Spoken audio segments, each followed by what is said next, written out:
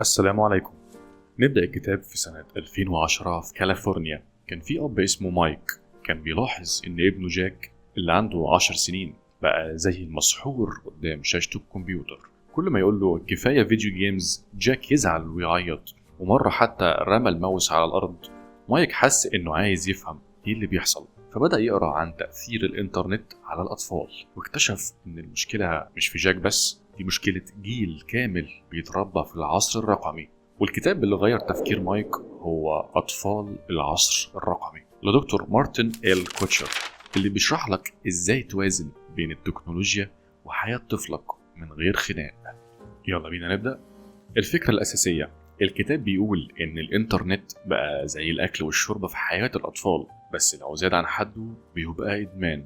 الحل مش إنك تحرم طفلك من الشاشات، لكن إنك تحط قواعد ذكية وتعلمه يستخدم التكنولوجيا بطريقة تفيده وما تدمرش تركيزه أو صحته. زي إيلون ماسك اللي كان وهو صغير مدمن كمبيوتر وفيديو جيمز. والدته ماي حطت له حدود زي وقت معين للعب، بس شجعته يستخدم حبه للتكنولوجيا في حاجات زي البرمجة، وده خلاه يبقى واحد من أعظم المبتكرين.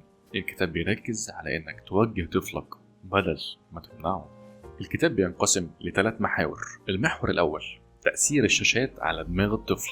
مارتن كوتشر وهو عالم أعصاب بيشرح إن الشاشات بتدي الطفل دفعات دوبامين بسرعة، اللي هي هرمون السعادة، زي لما يلعب جيمز أو يتفرج على فيديوهات تيك توك أو فيسبوك. وطبعا مع الزيادة في الكلام ده الطفل بيتحول لكائن عصبي وما بيعرفش يركز في المدرسة. في اليابان سنة 2019 دراسة من جامعة طوكيو لقيت إن الأطفال اللي بيقضوا وقت أكتر من 4 ساعات يوميا على الشاشة سواء تيك توك أو جيمز بيحسوا بقلق ومشاكل في النوم.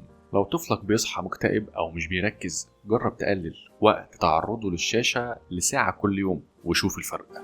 تاني محور، تشخيص الإدمان الرقمي. الكتاب بيشرح لك إزاي تعرف لو طفلك مدمن إنترنت ولا لسه في مرحلة المستمتع. العلامات زي إنه بيتعصب أو بيعيط لو قفلت التابلت، أو إنه بيفضل الشاشة على اللعب مع أصحابه. لو طفلك كده يبقى لازم تبدأ تتصرف.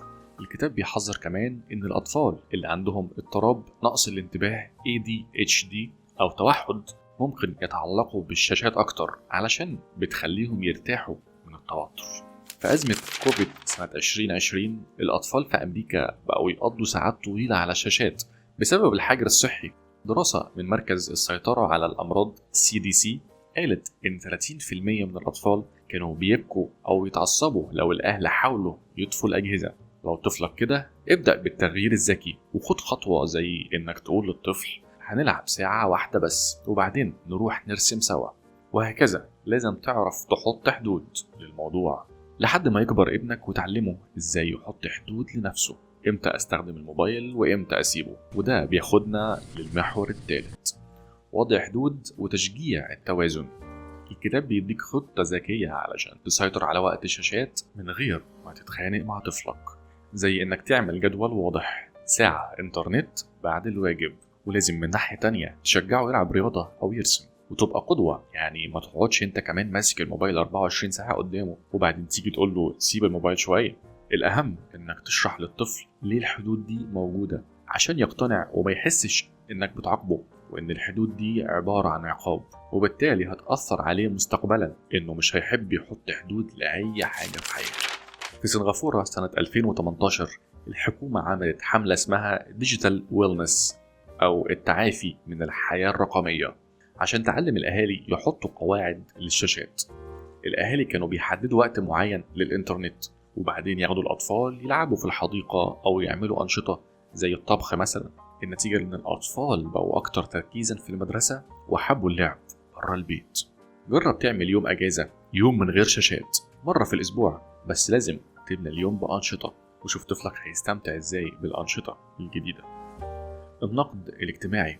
في مجتمعنا كتير من الأهالي بيستخدموا الأسلوب اللي بنسميه اللطافة المدمرة، لما يسيبوا الطفل ماسك التابلت طول اليوم عشان يرتاحوا منه، وزي الأم اللي بتدي ابنها الموبايل في المطعم عشان يسكت.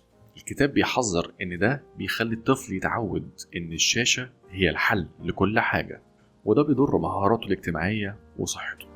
وزي ما ذكرنا في كتاب قوة العادات لتشارلز دوهيج اللي بيشرح ازاي تبني عادات كويسة بدل الوحشة.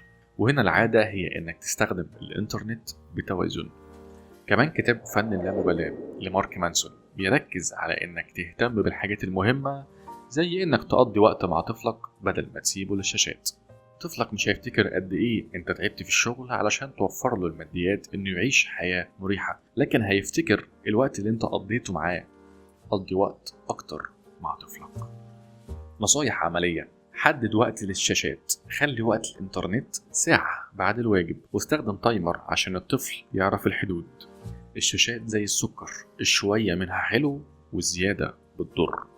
شجع الحاجات التانية زي الرسم أو كرة القدم، وخلي الطفل يختار نشاط يحبه عشان ينسى الشاشة.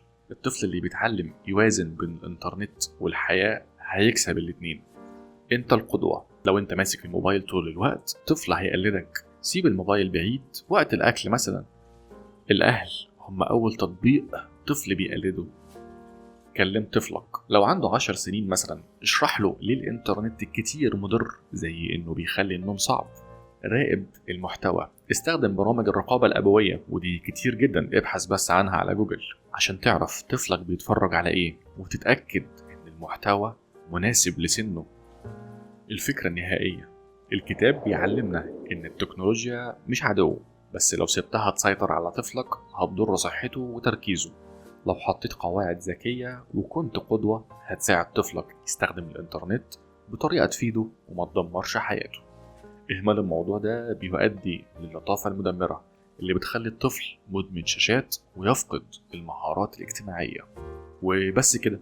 لو وصلت لحد هنا ما تنسوش تصلوا على النبي. اكتبوا لنا في الكومنتات ايه اكتر مشكلة واجهتك مع طفلك والموبايل وازاي حاولت تحلها. كان معاكم محمد إيراني. وطبعا لو عجبك الملخص ده ما تنساش تشترك في القناة وتدوس لايك، وخليك معانا للآخر عشان ننصحك بكتب تانية زي الكتاب ده.